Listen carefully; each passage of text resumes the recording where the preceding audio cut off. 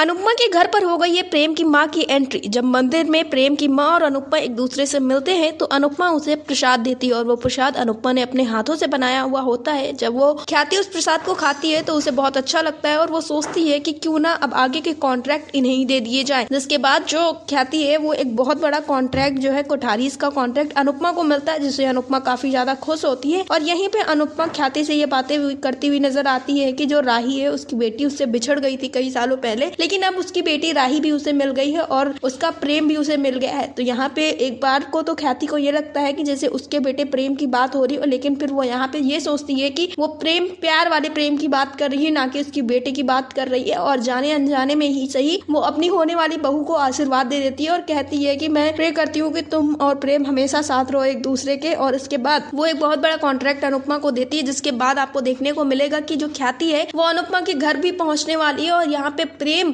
अपनी माँ को देख के काफी ज्यादा घबराने वाला है, क्योंकि उसने अपनी आइडेंटिटी अभी तक सबसे छुपा रखी। वो नहीं चाहता है कि किसी को भी पता चल रहे उसके परिवार के बारे में। लेकिन बात करें अगर उसकी दादी की, तो उसकी दादी भी काफी ज्यादा एटीट्यूड वाली है और उनको बिल्कुल भी ये बर्दाश्त नहीं है कि पूजा में कोई भी कमी हो। और एक तरफ पूजा का पूरा प्रसाद का कॉन्ट्रैक्ट जो है वो अनु की रसोई को मिल चुका है। तो अब ये जो प्रसाद है कोठारीज के घर का वो अनुपमा अपने हाथों से बनाने वाली, लेकिन अगर इसमें कोई भी गलती होगी तो प्रेम की जो दादी है वो बिल्कुल भी इन लोगों को छोड़ने वाली नहीं है। और इसके पहले तो प्रेम की दादी की और अनुपमा की लड़ाई भी हो चुकी है, काफी ज्यादा बहस भी हो चुकी है, जिसके बाद तो वो बिल्कुल भी बर्दाश्त नहीं करेंगी कि अनुपमा के द्वारा किए गए किसी काम का जो असर है उनकी पूजा पे पड़े और फिर लड़ाई झगड़े काफी ज्यादा होंगे। फिलहाल तो अब ये सबसे बड़ी बात है कि जो प्रेम की माँ है वो तो राही को बहुत आराम से अपना लेगी, वो तो ऐसा चाहती ही थी। लेकिन उसकी जो दादी है वो बिल्कुल भी राही को नहीं अपनाने वाली और वो बिल्कुल भी नहीं चाहती कि ऐसे किसी नॉर्मल फैमिली से प्रेम की शादी हो। वो चाहती है कि कोई बिजनेस टाइकून की फैमिली हो, उसी से प्रेम की शादी हो। लेकिन अब तो ऐसा होने वाला नहीं, क्योंकि प्रेम तो राही से शादी करना चाहता है। और जब प्रेम की दादी को राही के बारे में पता चलेगा तो फिर से वो मना कर देगी शादी करने के लिए। लेकिन यहाँ पे उसकी माँ उसे सपोर्ट करते हुए दिखाई देंगे। सीरियल अनुपमा से जुड़े ऐसी लेटेस्ट अपडेट के लिए हमारे चैनल को सब्सक्राइब करें, वीडियो को लाइक करें और शेयर करें।